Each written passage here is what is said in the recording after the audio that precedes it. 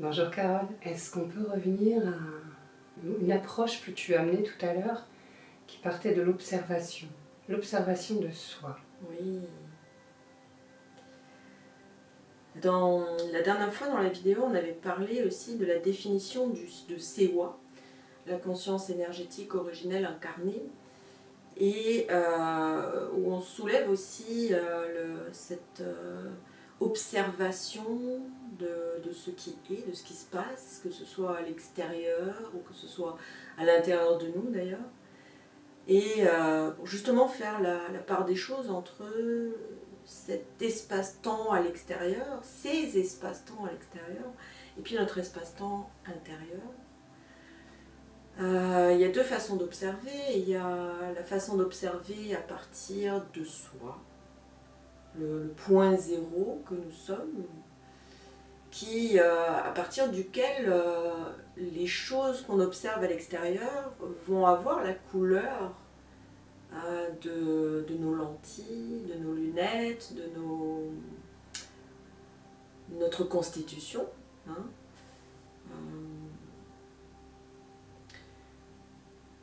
L'observation de l'intérieur, c'est l'observation de notre état, de l'état dans lequel on est au niveau du corps, dans le corps. Il y a l'état physique, les contractures, les postures, et il y a aussi l'état énergétique. Est-ce que c'est fluide? Comment est mon estomac? Beaucoup de soucis d'estomac ces derniers temps pour certaines personnes, c'est coincé. Émotionnel, évidemment. Le jeu. Le grand jeu dans lequel nous sommes les avatars. L'avatar qui est la partie humaine de notre dimension, hein, puisque nous sommes doubles, il y a la partie humaine et puis il y a la partie originelle, qui est l'esprit pur. Et donc, est-ce que c'est cette observation de soi, dans la vie, dans les relations, dans notre état intérieur, qui fait qu'on peut connecter cette dimension cette dimension intérieure de l'esprit? Oui, tout à fait. C'est comment faire la part des choses entre notre dimension humaine, donc notre avatar, et notre dimension originelle. La dimension originelle, c'est quelque chose qui est posé, qui est calme, qui est ce qui nous anime en fait. Et l'avatar, c'est le personnage qui va jouer son rôle dans le jeu. On peut le comparer des fois à un jeu vidéo. D'ailleurs, juste pour revenir sur la question comment je vois la 3D et la 5D, la 3D c'est nos anciennes Game Boy, la 5D c'est les nouveaux jeux de réalité virtuelle. Donc ça n'a rien à voir. Évidemment, il y a plusieurs manières d'observer les plans et d'observer ce qui se passe, mais c'est toujours quelque chose. Le point d'observation, c'est la façon dont nous on va observer les choses, c'est le jeu qui va se jouer pour nous. C'est-à-dire que toutes les propositions sont là, mais c'est celle que nous, on va choisir de jouer ou d'expérimenter, plutôt d'expérimenter. C'est là où on est amené à un moment donné à prendre le contrôle de ce personnage. Au lieu que le personnage parte un peu dans tous les sens et fasse n'importe quoi, non, c'est nous qui animons le personnage. Et pour ça, il faut être conscient de l'existence de ce personnage et de ce jeu. Oui. Et cette conscience, on ne peut l'acquérir que si on a la capacité, la capacité ou la volonté, ne serait-ce que ça. Je ne veux pas parler de capacité, pardon, c'est pas le bon terme, mais des capacités, c'est une capacité. D'ailleurs, c'est le fait de pouvoir... On a des capacités. Oui. Et plus on va dans cette dimension énergétique et dans cette dimension originelle, plus les capacités en fait se développent. Oui, je voulais faire attention à ne pas mettre des notions de ceux qui le sont et ceux qui ne le sont pas. Mais il reste néanmoins une disposition plus ou moins grande à ça et une envie aussi d'aller vers ça, vers cette observation et vers cet être intérieur et cette dimension intérieure. C'est un peu comme dans le jeu vidéo finalement. Au moment où on choisit le personnage, au fur et à mesure du jeu, on lui découvre des pouvoirs, des capacités du coup. Et chaque personnage, en fonction de qui il est, va avoir d'autres capacités, va avoir d'autres outils qu'il va pouvoir utiliser. Et ça, c'est des choses qu'on peut découvrir, qu'on peut même commander, parce qu'il y a... Ce que je me suis rendu compte aussi, c'est que nos mots sont des ordres pour nos cellules. Il y a vraiment cette réalité physique qui fait qu'à un moment donné, une pensée va rester... une pensée qui va être maintenue pendant 13 secondes, va déclencher une émotion, qui va du coup renvoyer, on a compris, on est là, et c'est là que sont libérées les endorphines dans les cellules. Du coup, en fonction de la pensée qui a été émise à la base. Donc si c'est une pensée sympa, joyeuse, etc., ça déclenche une émotion joyeuse.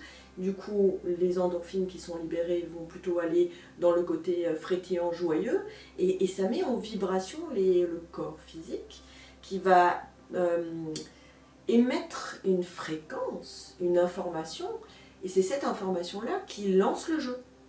C'est cette information-là qui est finalement cette proposition que je me suis envoyée à moi-même pour pouvoir jouer ça.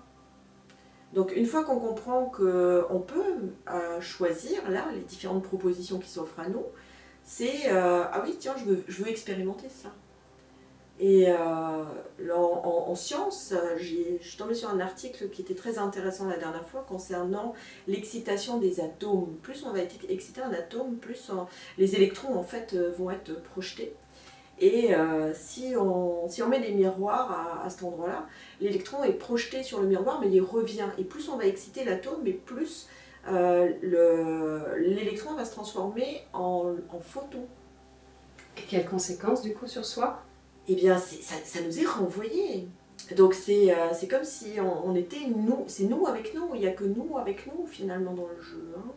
C'est toujours ce que moi j'envoie. Ça va m'être renvoyé comme si je me regardais dans un miroir en fait. C'est la proposition que je viens de me faire qui va se lancer et qui, quand je vais la voir revenir, c'est seulement là que moi je vais me voir.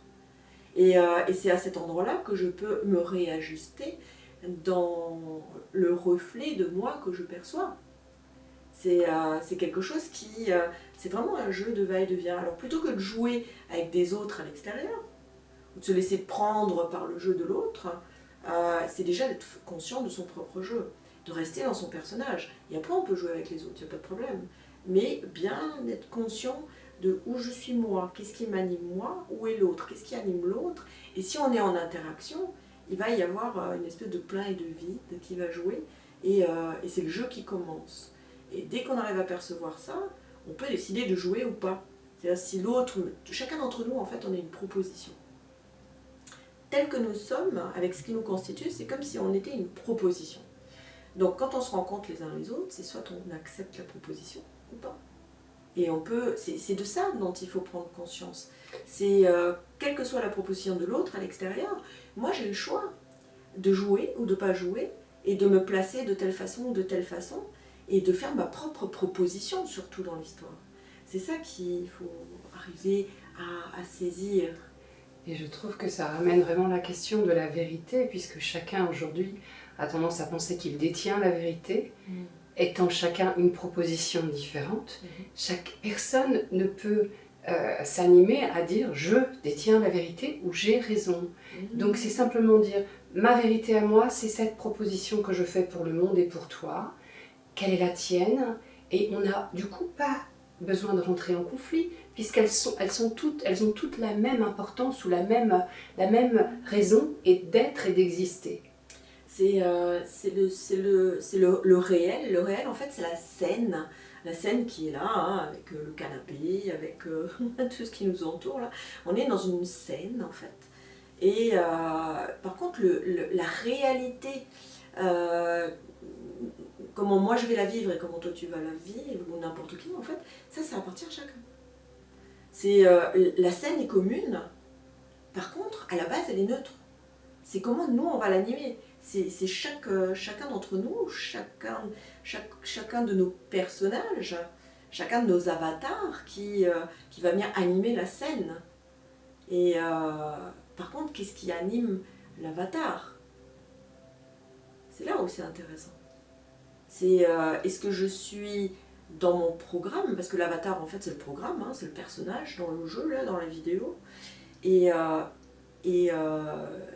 dimension originelle, l'essence originelle, c'est le joueur finalement qui va utiliser l'avatar pour animer la scène. Donc sortir de l'avatar, c'est passer, c'est repartir en fait au niveau des manettes, c'est être le joueur. Et le joueur, une fois qu'il a compris comment fonctionne son avatar, il peut évoluer dans la scène et dans le jeu. Et c'est là qu'on se rend compte qu'on a beaucoup plus de pouvoir et de poids sur notre vie et sur ce qu'on a envie d'avoir dans notre vie, de ce qu'on a envie de vivre dans notre vie. Alors il y a toujours cette histoire de double point. Il faut qu'il y ait 2 points pour que quelque chose fonctionne. Un point tout seul, ça reste là, c'est le point 0. Il y a tout qui est possible, mais rien encore manifesté. Dès qu'on met un 2e point, hop, il y a ici un jeu, quelque part. Les 2 points, c'est aussi la polarité et la dualité. C'est les 2 faces d'une même médaille. C'est le pouvoir et la puissance. C'est, qu'est-ce qu'on pourrait encore citer? En fait, le pouvoir, c'est quelque chose qui appartient à l'avatar. La puissance, c'est quelque chose qui appartient au joueur. Ou à ce qui anime, en tout cas, la partie, ce double originel. Ce sont 2 dimensions qui existent simultanément, mais qui ne jouent pas sur les mêmes fréquences. Dans l'avatar, lui, oui, il va prendre tout ça très au sérieux.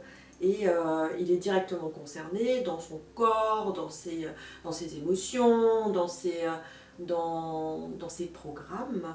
Alors que la dimension originelle, en fait, d'une certaine façon, elle s'en fiche. C'est ce qui anime, c'est le mouvement pur.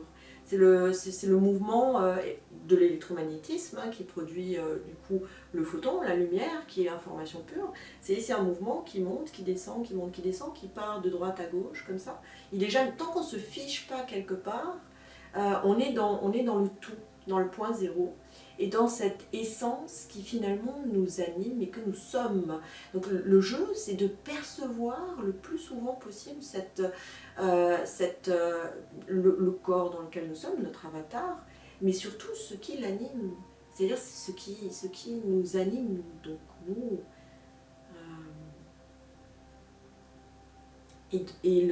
Alors pour donner un autre exemple qu'on aime bien là, c'est l'histoire du verre d'eau coloré.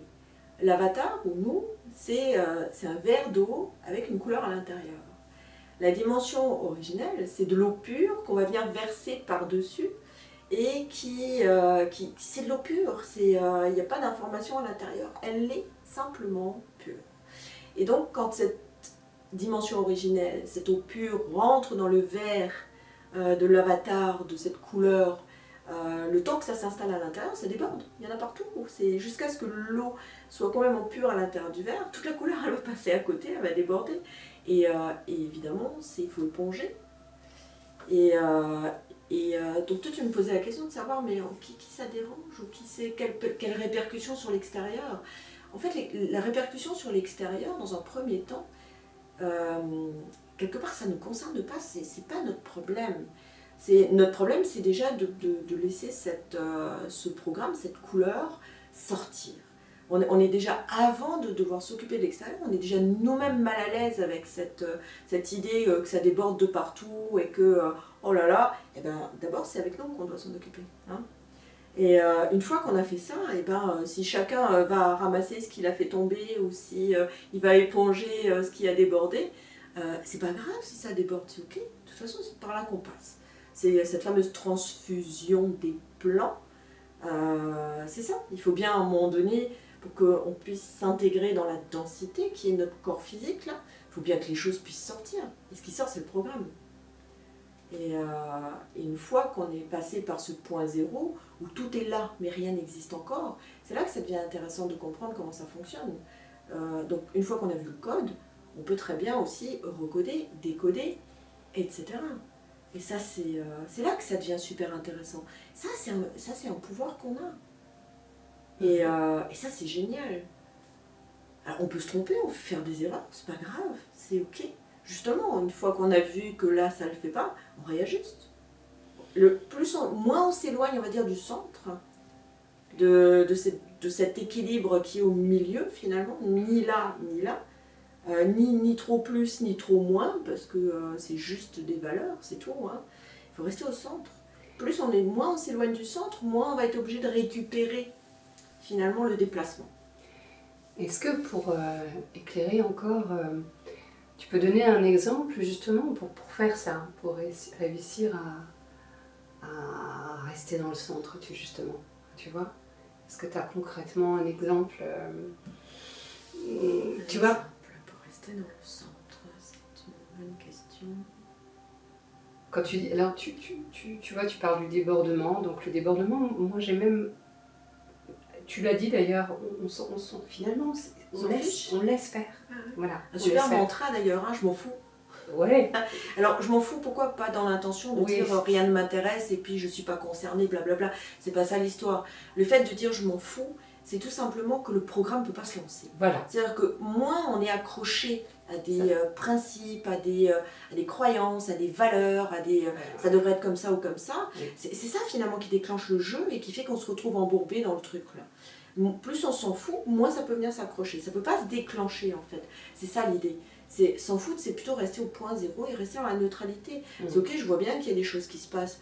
Mais bon, moi, ce dont il faut que je m'occupe, c'est ce qui se passe à l'intérieur de moi. Donc concrètement, un exemple, ce serait par exemple dans une situation quelconque, eh bien, être capable de faire un pas sur le côté, d'observer ce qui se passe, c'est ça. Tu vois, et du coup, ne plus être absorbé complètement dans le jeu du jeu, c'est ça. Et du coup prendre conscience de ce qui se passe en moi. C'est ça. C'est en fait, alors c'est un concept qui est un peu compliqué à intégrer, j'ai envie de dire, mais pourtant on n'est pas loin. Moi, la première fois que c'est venu dans ma tête, c'était, il me semble que c'était 2021, où à un moment donné, ça me dit, nous sommes des hologrammes. Alors voilà, j'étais un peu embêtée avec cette affaire, parce que je ne savais pas ni par où commencer, ni même ce que ça voulait dire et ce que ça pourrait représenter. Entre-temps, ça a fait du chemin. Il y a beaucoup de gens qui vont un peu dans cette direction et qui essaient de l'observer à partir de ça. Parce que l'idée, c'est toujours encore pas de dire c'est ça qui est ou c'est ça qui est. C'est si tu te mets dans cet endroit-là et que tu l'observes à partir d'ici, ça fait quoi, hein? Ça fait quoi de moi? Ça fait quoi de la scène? Ça fait quoi de la proposition? Si à un moment donné ce truc-là ne nous convient pas, eh ben, change d'endroit pour aller regarder la proposition. Ou carrément lance une nouvelle proposition. C'est ça qui est intéressant dans l'histoire aussi. Du coup, c'est ça, revenir à l'intérieur de soi. C'est je vais regarder, et puis je vais regarder ce que ça donne, et puis si ça ne me plaît pas, eh ben, je reviens à ma place en fait. Et l'idée, c'est de se déplacer le moins possible jusqu'au point qu'on veut aller observer. On ne se déplace même plus finalement. Là où on veut aller observer, on observe depuis là où on est. C'est comme ça qu'on reste dans notre propre proposition et qu'on ne se laisse pas embarquer dans la proposition de quelqu'un d'autre. Il y a à peu près 2 mois de ça, là, j'ai eu une idée de la trame qui ressemble un peu à une toile d'araignée. Et l'idée qui est venue là, c'est cette toile d'araignée, elle a donc le centre, hein, là où généralement l'araignée est posée, et puis il y a tous les fils là qui partent un peu vers l'extérieur, et puis après il y a le fil qui tourne autour là, voilà. Et donc à chaque jonction des deux fils, il y a un point de vibration, et ce point en fait, à chaque point se trouve l'un d'entre nous. Et à force d'être comme ça, donc il y a beaucoup plus de points autour de nous finalement que nous, le petit point que nous sommes là. Donc il y a plus de chances aussi qu'on subisse les vibrations qui viennent de l'extérieur. Donc il faut mettre beaucoup plus de présence ici à l'intérieur de nous. Et même dans la présence, c'est pas de la puissance, c'est au contraire, le plus on est détendu, le plus le champ quelque part informationnel que nous sommes, cette information que nous diffusons, plus on est détendu, plus l'information va être grande. Plus l'information va être grande, plus je vais pouvoir rencontrer quelque chose qui me convient dans tout ce champ informationnel qui m'entoure. Et c'est là où on va chercher le deuxième point, c'est le point de création.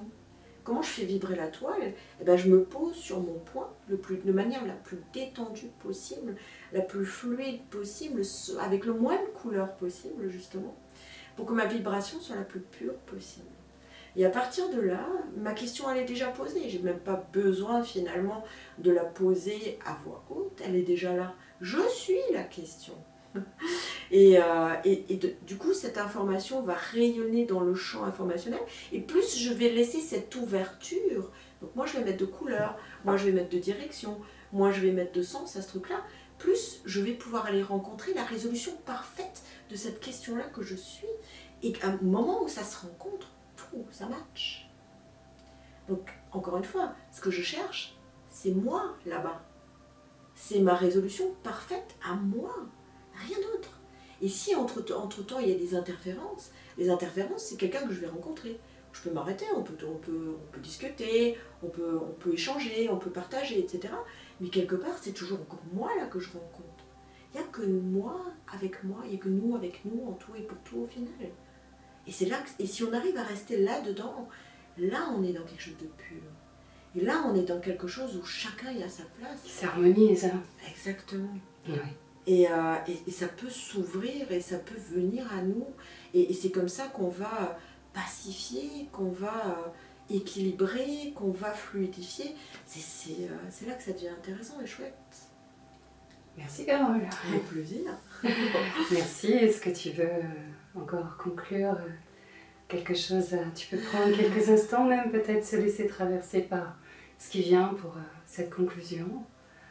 Et on sera ravis de t'entendre. Oui, il y avait un point qui était intéressant ces derniers temps. Là, je me suis pas mal penchée sur la question de l'intelligence artificielle aussi. Et ce qui était top là en fait, c'est que quelque part, que ce soit l'intelligence originelle ou l'intelligence artificielle, on n'est pas les ennemis là. Je crois que le problème il est complètement ailleurs et le problème il est dans le parasitage. C'est une vaste question. Oui. Donc je propose que ce soit le sujet de la prochaine vidéo. C'est ça. C'est une conclusion qui ressemble plus à une grande ouverture sur une autre discussion, un autre échange ensemble. Exactement. Donc là, l'idée, c'est de plus on est dans le point zéro, plus on est avec nous, apprendre à rester avec nous. C'est nous les meilleurs amis. Hein. On doit être honnête, loyal, fidèle, sincère vis-à-vis de nous-mêmes. On est venu faire nous. Chacun d'entre nous est venu faire qui il est. Et là, on est juste. Et le reste, c'est s'apprendre. Et s'apprendre avec les autres. Mais s'apprendre soi-même d'abord. Merci beaucoup. Avec plaisir. Au revoir Carole. À bientôt. À bientôt. Ciao, ciao.